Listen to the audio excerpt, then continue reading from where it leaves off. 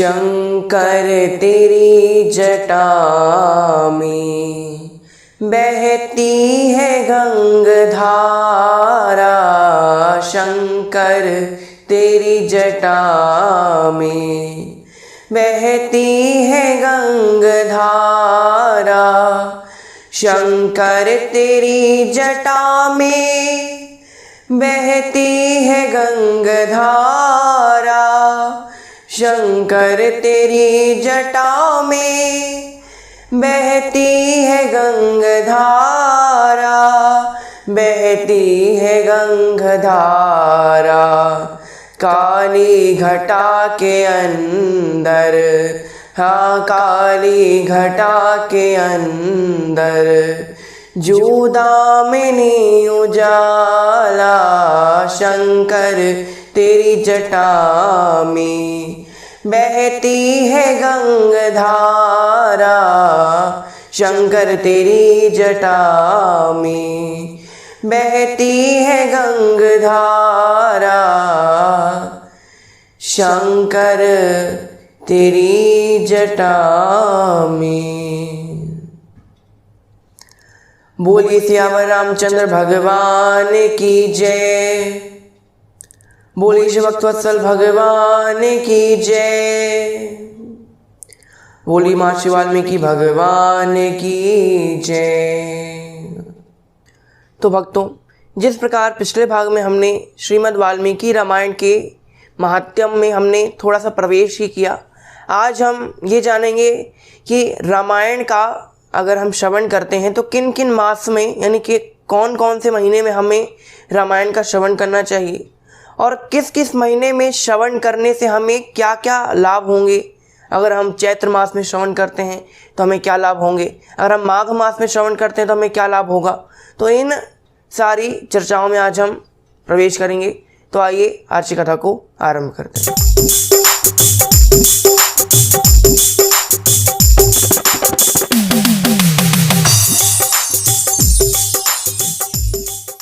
जैसा कि हमने पूर्व सत्र में जाना था कि देवर्षि नारद और सनकादिक मुनियों का समागम हुआ था कहाँ पर, सुमेरु पर्वत में, जहाँ ब्रह्मा जी की सभा लगती है। वहाँ गंगा नदी के किनारे श्री नारद जी और सनकादिक मुनियों का मिलाप हुआ। यहाँ सनकादिक मुनि नारद जी से ऐसा प्रश्न करते हैं कि नारद जी, हमें भगवान श्री विष्णु का ऐसा कोई नाम बताइए जिससे कुछ ही समय में, थोड़े ही समय में ज़्यादा लाभ हमें प्राप्त हो जाए, यानी जिस नाम को लेने से अधिक कल्याण हो, मनुष्य इस भवसागर से तर कर भगवान के लोक चला जाए, ऐसा कोई सुंदर सा नाम हमें बताइए। तब यहाँ पर नारद जी उनसे कहते हैं कि अगर कोई सबसे प्रभावशाली नाम है अगर प्रभु का, तो वो है राम नाम। राम नाम की महिमा अपरंपार है, आगम निगम भी इसकी महिमा को बखान नहीं कर सकते। और राम का नाम तो प्रभावशाली है ही। अगर आप राम जी के चरित्रों का वर्णन, जिसको रामायण कहा जाता है, श्रीमद् वाल्मीकि रामायण, अगर आप उसका श्रवण करते हैं तो अवश्य ही थोड़े समय में कल्याण हो जाएगा। तब यहाँ पर सनकादिक मुनि नारद जी से कहते हैं कि नारद जी, आपके मुख से हमने ये रामायण नाम का शब्द सुनकर ही हमारे मन में ये इच्छा जाग उठी है कि हम भी आपके मुख से, आपके श्रीमुख से श्रीमद् वाल्मीकि रामायण का पाठ सुने, यानी आप हमें ये रामायण की संपूर्ण कथा सुनाइए, महात्म्य सहित इसका क्या महत्व है, कब कब इसे सुननी चाहिए, कैसे श्रवण करना चाहिए और कब कब श्रवण करने से क्या क्या लाभ होंगे। इन सभी चीज़ों को विस्तार पूर्वक बताते हुए हमें रामायण की कथा श्रवण कराइए। तब नारद जी भगवान श्री हरि का नाम लेते हुए रामायण की कथा सनकादिक मुनियों को सुनाते हैं। सर्वप्रथम वो रामायण के महात्म्य के बारे में बताते हैं कि रामायण का पाठ करने से, रामायण का श्रवण करने से, रामायण की कथा को सुनाने से क्या क्या महत्व होता है, उसका महत्व क्या है और क्या क्या फल प्राप्त होते हैं। नारद जी कहते हैं कि जो रामायण की कथा है, इसको कार्तिक, माघ या चैत्र के महीने में, वैसे तो आप कभी भी सुना सकते हैं इस कथा को, हमेशा ही फलदायी है, लेकिन मुख्यतः माघ, चैत्र और कार्तिक, और इसमें भी कार्तिक मास में अगर इस कथा को सुना जाए, कार्तिक मास के शुक्ल पक्ष से प्रारंभ करके नौमी तिथि तक, यानी 9 दिन तक इस कथा का अगर कोई पारण करता है, नवान पारायण विधि होती है, तो अगर कोई इसका नवान पारायण विधि करता है तो अवश्य फल प्राप्त होगा। जैसे कि भागवत जी सप्ताह पारायण होती ना 7 दिन की कथा, उसी तरह रामायण होती है 9 दिन की कथा। नवान पारायण विधि होती है जिसमें 9 दिन तक भगवान श्री राम के सुंदर सुंदर चरित्रों को कथावाचक श्रोताओं को श्रवण कराते हैं। तब यहाँ पर सनकादिक मुनि कहते हैं कि नारद जी, आप हमें अब ये बताइए कि चैत्र मास में, माघ मास में और कार्तिक मास में कथा सुनने का क्या क्या लाभ होता है। हमें अलग अलग मासों के हिसाब से अलग अलग इसका महत्व बताइए। तब यहाँ नारद जी कहते हैं कि सर्वप्रथम मैं आपको कार्तिक मास में कथा सुनने का क्या महत्व है, क्या इसका लाभ है, इसके बारे में आपको बताता हूँ। ये रामायण की कथा बड़ी पावन है, बड़ी सुंदर है। भगवान को भक्त से जोड़ने का ये कथा कार्य करती है। बड़े बड़े नीच लोग जो निम्न कोटि के हैं, अगर वो लोग निम्न कोटि यानी जात से नीचे नहीं, बुद्धि से नीचे, अपने सोच से जो नीचे गिर गए हैं, उन लोगों ने भी अगर इस कथा को सुन लिया तो उनका कल्याण हो जाना है। ऐसा अब नारद जी सनकादिक मुनियों को बताते हैं। यहाँ पर अब नारद जी सर्वप्रथम उनको कार्तिक मास में कथा सुनने का क्या महत्व है इसके बारे में बता रहे हैं। नारद जी कहते हैं, कार्तिक मास में एक बार की बात है, सोमदत्त नाम के एक ब्राह्मण हुआ करते थे। सोमदत्त नाम के ब्राह्मण गौतम ऋषि के बड़े शिष्य थे। वो गंगा के किनारे गौतम ऋषि का आश्रम था, तो वहाँ पर गौतम ऋषि के आश्रम में गोदावरी नदी के किनारे जहाँ गौतम ऋषि का आश्रम था, गोदावरी गंगा एक ही है, तो यहाँ गंगा नदी के किनारे जहाँ गौतम ऋषि का आश्रम था, वहाँ पर एक सोमदत्त नाम का एक ब्राह्मण रहा करता था। उनके साथ ही शिक्षा अर्जित करने के लिए सोमदत्त नाम का एक ब्राह्मण, उनका जो शिष्य था, वो उनके साथ रहा करता था। सोमदत्त का नाम सौदस भी कहा जाता है, इनको सौदस या सौदास या फिर सोमदत्त, ऐसा इनके 3 नाम हैं, जो भी आपको पसंद हो। तब यहाँ पर नारद जी ने उनको बताया कि सोमदत्त नाम का एक ब्राह्मण, उनका शिष्य जो गौतम ऋषि का था, उनके साथ रहा करता था और गौतम ऋषि से सारी शिक्षाएं, विद्याएं, कलाएं और सब कुछ श्लोक आदि अर्जित कर रहे थे। एक बार की बात है, सोमदत्त भगवान श्री अखिल ब्रह्मांड रचयिता श्री भोलेनाथ की सुंदर सी स्तुति कर रहे थे, उनकी पूजा कर रहे थे। अपने जो आश्रम था, जहाँ पर शिवालय था, वहाँ शिवालय में बैठकर भगवान श्री शिव के शिवलिंग की पूजा कर रहे थे। तभी वहाँ पर गौतम ऋषि सामने से आ जाते हैं। यहाँ पर जो सोमदत्त थे वो गौतम ऋषि को देखकर उठकर प्रणाम नहीं करते हैं। यहाँ पर गौतम ऋषि को बिल्कुल भी क्रोध नहीं आया और क्रोध ना आने के बजाय तो वो प्रसन्न हुए कि मेरा जो शिष्य है वो कम से कम भगवान की पूरी निष्ठा से पूजा तो कर रहा है, उसका ध्यान भटक नहीं रहा है, इससे वो प्रसन्न हुए। लेकिन गुरु की अवहेलना की सोमदत्त ने, गुरु को सामने देखकर भी उनकी अवहेलना कर दी, सामने खड़े होकर नमस्कार नहीं किया। वो गुरु तो सह गए इस अपमान को, लेकिन सामने जो महादेव जी थे, जिनकी वो सोमदत्त पूजा कर रहा था, महादेव जी इस अपमान को सहन नहीं कर पाते। अब यहाँ पर महादेव जी उस सोमदत्त का अंत करने के लिए साक्षात रुद्र अवतार में प्रकट हो जाते हैं। यहाँ पर सोमदत्त बड़ा परेशान हो जाता है, बहुत स्तुति करता है महादेव जी की, क्षमा मांगता अपने गुरु से, महादेव जी से। तब यहाँ महादेव जी कहते हैं कि तुमने ये जो अपराध किया है वो क्षमा योग्य नहीं है, आज मैं तुम्हारा अंत करके रहूँगा। तब गुरुदेव ने, उनकी जो गुरु थे, उन्होंने कहा कि भोलेनाथ आप कृपा करके इसको क्षमा कर दीजिए, ये मूढ़ बुद्धि है और ये तो आपकी पूजा कर रहा था, भले इसने मुझ पर ध्यान नहीं दिया तो मैं कुपित नहीं हूँ, आप इसे कृपया क्षमा कर दीजिए। तब भी महादेव जी का क्रोध शांत नहीं हो रहा था।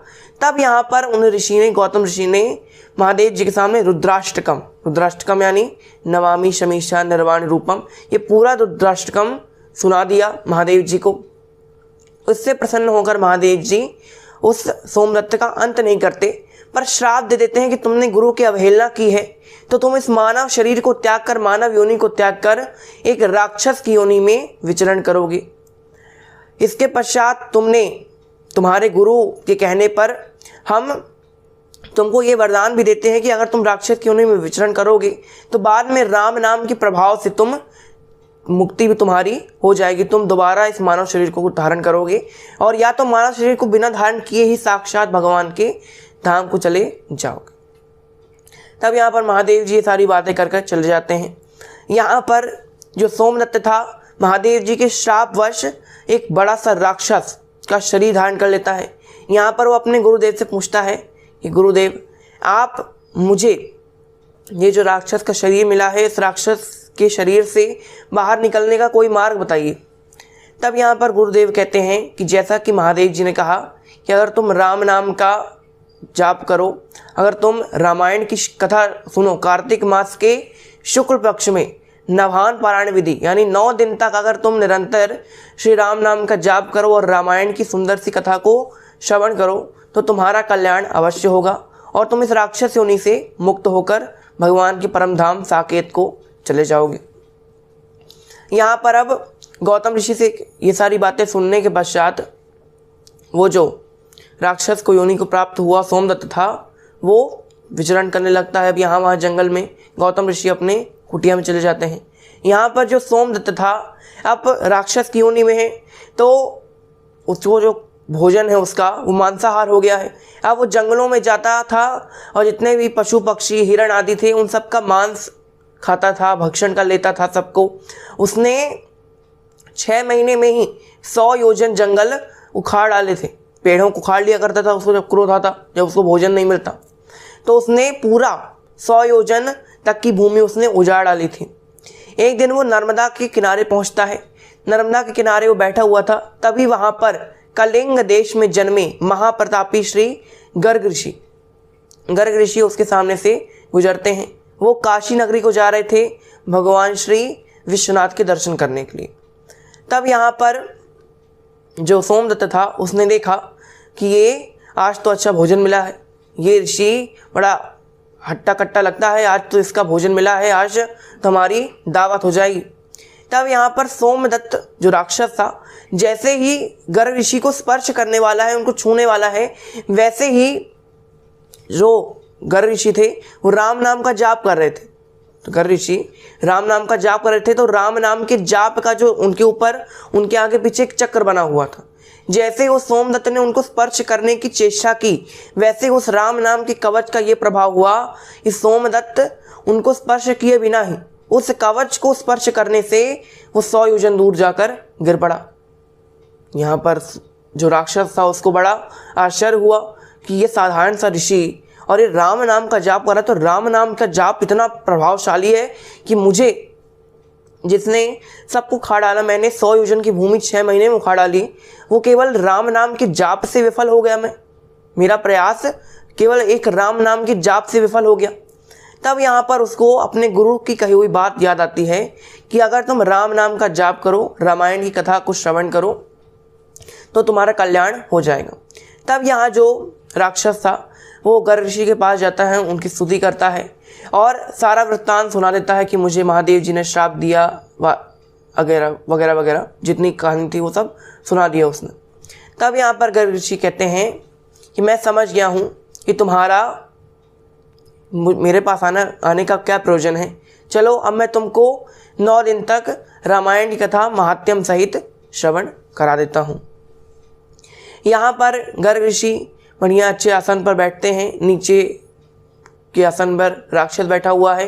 यहाँ पर गर्ग ऋषि कार्तिक मास के शुक्ल पक्ष की प्रतिपदा से लेकर 9वीं तिथि तक उस राक्षस को 9 दिन तक रामायण की सुंदर सी कथा का श्रवण कराते हैं।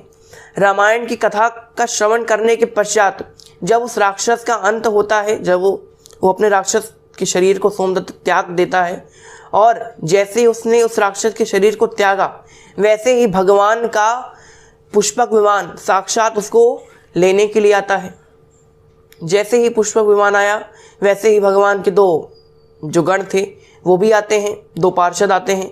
यहाँ पर भगवान के पार्षद उनको भगवान के परम धाम को लेकर चले जाते हैं। तो ये आपने जाना कि किस प्रकार कार्तिक मास में रामायण की कथा को श्रवण करने मात्र से ही ये जो राक्षस था, जो एक ब्राह्मण था जो राक्षस योनि में आ गया था, वो किस प्रकार 9 दिन तक इस रामायण की कथा को श्रवण करने के पश्चात उसकी ये जो राक्षस की योनि थी वो छूट गई और राक्षस योनि से मुक्त होकर वो भगवान के परम धाम को चला जाता है। तो ये थी रामायण का पहला महत्व कि कार्तिक मास में अगर रामायण की कथा सुनी जाए तो क्या महत्व है। अब हम चलते हैं कि माघ मास में अगर कथा सुनी जाए तो क्या महत्व है। यहाँ पर सनकादिक मुनि कहते हैं, नारद जी आप हमें अब ये बताइए कि माघ मास में अगर कोई माघ के महीने में कथा सुनता है तो इसका क्या प्रभाव पड़ेगा। तब यहाँ पर नारद जी कहते हैं चलिए अब मैं आपको माघ मास में कथा सुनने का क्या महत्व है, क्या लाभ मिलते हैं, इस इतिहास के बारे में आपको बताता हूँ।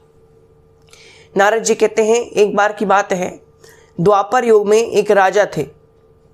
राजा बड़े प्रतापी थे। राजा का नाम था सुमति। सुमति नाम की एक बड़े प्रतापी राजा। सब प्रकार का उनके पास वैभव था, ऐश्वर्य था। सब कुछ होने के पश्चात भी उनके अंदर अहंकार, ममता, मोह, लोभ, ईर्ष्या, द्वेष, कपट, छल, काम, क्रोध, कुछ भी किसी प्रकार का विकार उनके अंदर नहीं था। वो दिन भर रामायण का पाठ करते, राम नाम का जाप करते, रामायण के ग्रंथ को अपने जो महल था उसमें सबसे ऊंचे स्थान पर रखते। निरंतर जो उनकी पत्नी थी जिसका नाम था सत्यवती, वो भी अपने पति के साथ रामायण का पाठ करती थी, रामायण के पुस्तक की पूजा करती थी। एक दिन उनके राज्य में विभांडक नाम की एक मुनि आते हैं अपने शिष्यों सहित। तब विभांडक नाम के मुनि को राजा अपने महल में आता हुआ देखकर अपने जो सिंहासन था उससे खड़े हो जाते हैं और विभांडक मुनि की द्वार पर जाकर आरती करते हैं, अपने से ऊंचे आसन पर बिठाते हैं, भोजन आदि कराते हैं। इसके पश्चात राजा कहते हैं ये महाराज, महर्षि, आपका यहाँ किस प्रकार प्रयोजन हुआ है, क्यों आए हैं आप यहाँ पर, कृपया मुझे बताएं। अगर आप मुझे बताएंगे तो हो सकता है मैं आपकी कोई सेवा कर सकूं। क्या मेरे लिए कोई आज्ञा है? अगर आप आदेश करें तो अभी मैं अपनी पूरी संपत्ति यहीं पर लुटा देता हूँ आपके सामने, अपना स्त्री, पुत्र, धन, राज्य, हाथी, घोड़े, रथ, सब कुछ आपको दे दूंगा। तब यहाँ पर विभांडक मुनि ने कहा, राजा ये तो आपकी बढ़ाई है कि आप ये सब मुझे दे देंगे, यानी ये आपका बड़प्पन है कि आप संत के सामने सब कुछ न्यौछावर करने के लिए तैयार हैं। लेकिन मैं आपसे कुछ मांगने नहीं आया हूँ, मैं आपसे केवल एक प्रश्न करने आया हूँ। तब यहाँ पर राजा ने कहा, बताइए क्या प्रश्न करना है। तब यहाँ विभांडक मुनि ने कहा कि राजन, तुम चाहते तो तुम भगवान के 18 पुराण हैं, 4 वेद हैं, 6 शास्त्र हैं, इतने सारे 108 उपनिषद हैं, उनका पाठ भी कर सकते थे। तो तुमने रामायण ग्रंथ को ही क्यों चुना? तुम ये रामायण को ही क्यों पढ़ते हो? तुम चाहते तो और कई ग्रंथ हैं उनको पढ़ सकते थे, भागवत पढ़ लेते। भागवत से भी मुक्ति प्राप्त हो जाती है। वेद पढ़ लेते, वेदों से मुक्ति प्राप्त हो जाती। तो तुम ये रामायण की ग्रंथ ही क्यों पढ़ते हो? तब यहाँ पर राजन ने कहा, ये मेरे पूर्व जन्म के कारण है कि मैं रामायण ग्रंथ पढ़ता हूँ, क्योंकि मैंने पूर्व जन्म में ये जान लिया है कि रामायण से बड़ा, रामायण से जल्दी फल प्राप्त कराने वाला ग्रंथ और कोई नहीं है। ये राम का नाम बड़ा प्रभावशाली। तब यह विभांडक मुनि कहते हैं, तो मुझे तुम अपनी पूर्व जन्म की कथा सुनाओ। तब यहाँ पर जो राजा थे सुमति, वो अब अपने पूर्व जन्म की कथा सुनाते हैं। अब यहाँ पर राजा बताते हैं कि महर्षि, पूर्व जन्म में मैं एक शूद्र था और मैंने पूर्व जन्म में कई सारे पाप किए थे। चोरी करना, मांस खाना, मदिरा पीना, जितने भी गलत गलत काम थे वो सब मैंने किए। ये सब गलत कामों से तंग आकर मेरे जो परिवार वाले थे उन्होंने मुझे घर से निकाल दिया। सभी जो सगे संबंधी थे उन्होंने मेरा परित्याग कर दिया। यहाँ पर कुछ दिनों तक तो मैं वन में भटकता रहा, जो जानवर थे उनका मांस खाता रहा। अब यहाँ पर एक दिन मैं भूख प्यास से बड़ा पीड़ित था। मुझे कोई जानवर भी नहीं मिल रहा था, ना कोई सरोवर ही मेरे पास में था कि मैं जल ग्रहण कर सकूं। तब यहाँ पर भूख प्यास से पीड़ित होते हुए मैं वशिष्ठ मुनि के आश्रम में पहुँच गया। वशिष्ठ मुनि के आश्रम के पास ही एक बहुत सुंदर सा सरोवर था। सरोवर के निकट ही कई सारे फलदार वृक्ष लगे हुए थे। तब मैंने ऐसा विचार किया महर्षि कि यहाँ पर आने के बाद तो मेरी जो क्षुधा है, क्षुधा यानी भूख और पिपासा यानी प्यास, अब मेरी जो क्षुधा और पिपासा है वो अब नष्ट हो जाएंगी। अब मुझे भूख प्यास नहीं लगेगी। अब यहाँ पर जो राजा थे तब उन्होंने देखा कि बड़ा अच्छा सरोवर है, वृक्ष हैं। तब यहाँ पर जो राजा थे, जो शूद्र रूप में थे, तो जो शूद्र थे राजा, जो भी माने, तो जो राजा थे वो सरोवर में जाते हैं, सरोवर में स्नान करते हैं, जल ग्रहण करते हैं और जल ग्रहण करने के पश्चात अब जो पेड़ थे, वृक्ष थे फलदार, उनमें से कई सारे फल तोड़ते हैं वृक्षों को हिला हिलाकर और फलों का भक्षण करते हैं। अब यहाँ पर राजा ने सोचा, वो शूद्र ने, कि अब तो मैं यहीं रहूँगा, ये मेरी एकदम परमानेंट जगह हो गई है, क्योंकि यहाँ पर सब कुछ है, पानी है, खाने के लिए फल है, और क्या चाहिए इंसान को। तब यहाँ पर जो शूद्र था उसने ऐसा मन में विचार किया कि अब मैं यहीं पर अपनी एक टूटी फूटी कुटिया बनाकर रहूँगा। तब यहाँ वशिष्ठ मुनि के आश्रम से थोड़ा दूर वो एक कुटिया बनाकर रहने लगता है। तब यहाँ पर राजा विभांडक मुनि को बताते हैं कि महर्षि, यहाँ कुछ दिनों तक तो मैं अपना जीवन यापन कर रहा था, तभी यहाँ पर मेरी जो रानी है सत्यवती, ये पूर्व जन्म में एक निषाद यानी जो भील होते हैं, वो भील के यहाँ जन्म हुआ था। इसका नाम था काली। तब यहाँ पर ये जो काली थी, इसका जो नाम अब आज सत्यवती है, पूर्व जन्म में ये काली थी, तो काली मेरे पास आती है और अपना सारा वृत्तांत सुना देती है। वो भी बड़ी भूख प्यास से विचलित थी, तो मैंने उसको पानी दिया, खाना दिया, जो भी फल आदि थे वो सब उसने भक्षण किए। इसके पश्चात उसने मुझे अपना सारा इतिहास सुना दिया। काली ने कहा कि मैं दाम्भिक नाम के एक भील की पुत्री हूँ, मैं विंध्याचल में वास करने वाली हूँ, मैं निषाद कुल में जन्म लिया। मेरे एक पति थे, मैंने अपने पति का अंत कर दिया, इसलिए मेरे जो परिवार वाले थे उन्होंने मुझे घर से निकाल दिया। तब यहाँ पर राजा कहते हैं विभांडक मुनि से कि मुनि, जब मैंने ये सारी बातें सुनी तब मैंने काली से विवाह कर लिया था। यहाँ काली से विवाह हुआ और कई दिनों तक मैं अब वहीं पर रहने लगा। अब यहाँ पर एक दिन की बात है, हम लोग अपने घर में कुटिया में बैठे हुए थे, तभी हमें कुछ मंत्रोच्चारण या कथा सुनने की आवाज़ आई, यज्ञ आदि होने की आवाज़ आई। तब हमें लगा, ये लगता है कि जो महर्षि हैं वो कुछ यज्ञ कर रहे हैं। तब यहाँ हम दोनों पति पत्नी पहुँचते हैं देखने के लिए कि क्या हो रहा है। तब हमने ये देखा कि वशिष्ठ मुनि रामायण की कथा का जो है पाठ करवा रहे हैं, रामायण की कथा का आयोजन किया है उन्होंने। तब यहाँ पर हम दोनों पति पत्नी रामायण की कथा को सुनने के लिए पहुँच जाते हैं। हम दोनों ने 9 दिन तक, जब तक ये कथा चली तब तक 9 दिन तक हमने पूरी कथा को निराहार और निराजल व्रत के साथ श्रवण किया। जब हमने इस कथा को श्रवण किया था उस समय माघ मास का महीना था। माघ मास में श्री वशिष्ठ मुनि ने इस कथा का आयोजन करवाया था। जब हमने माघ मास में इस कथा का श्रवण किया तब 9वें दिन जब ये कथा समाप्त हुई तब हम अपने इस शरीर को त्याग कर भगवान श्री विष्णु के लोक को गए और ऐसे लोक को गए, हम भगवान के साकेत धाम को नहीं गए, ना भगवान के गोलोक धाम के गए और ना ही वैकुंठ धाम को, क्योंकि अगर हम वैकुंठ धाम को भगवान के जाते तो फिर हम दोबारा इस पृथ्वी पर नहीं आ पाते, और अगर पृथ्वी पर नहीं आते तो आप विभांडक मुनि से बता रहे राजा कि आप हमारी कथा नहीं सुन रहे होते। यानी राजा कहते हैं कि हमें गोलोक धाम की तो प्राप्ति नहीं हुई, क्योंकि हमने बिना इच्छा की कथा सुनी थी, हमारा कोई मन नहीं था कथा सुनने का, बस कहानी चल रही थी तो हमने सुन ली, इसलिए बिना इच्छा के हमने कहानी सुनी, इसलिए हमको भगवान का साकेत धाम तो प्राप्त नहीं हुआ, ना गोलोक धाम प्राप्त हुआ, ना वैकुंठ धाम, लेकिन हमें ब्रह्मलोक में स्थान मिला, इंद्रलोक में स्थान मिला, कई सारे लोकों में स्थान मिला, और कई सारे लोकों में विचरण करने के पश्चात हम इस पृथ्वी लोक पर दोबारा आ गए। तब यहाँ पर राजा अपनी सारी कथा सुनाते हैं कि हमने माघ मास में रामायण की कथा सुनी तो हमें ये सारा फल प्राप्त हुआ, इसलिए इस जन्म में हम रामायण का ही पाठ करते हैं, रामायण की कथा हम श्रवण करते हैं। तब यहाँ विभांडक मुनि उनकी कथा सुनकर वहाँ से चले जाते हैं। यहाँ पर नारद जी कहते हैं सनकादिकों से कि सनकादिक जी, अब आप समझ ही गए होंगे कि माघ मास में और कार्तिक मास में रामायण की कथा सुनने का क्या फल प्राप्त होता है। अब यहाँ नारद जी कहते हैं, अब मैं आपको बताता हूँ कि चैत्र मास में कथा को सुनने का क्या फल प्राप्त होता है। तो यहाँ पर हम नारद जी कथा सुना रहे हैं, उस कथा के बारे में हम अगले सत्र में जानेंगे। तो आज की कथा को हम यहीं विराम देते हैं। आज के लिए बस इतना ही। आपका बहुत बहुत धन्यवाद। घर पर रहिए, सुरक्षित रहिए, मुस्कुराते रहिए। जय श्री राम।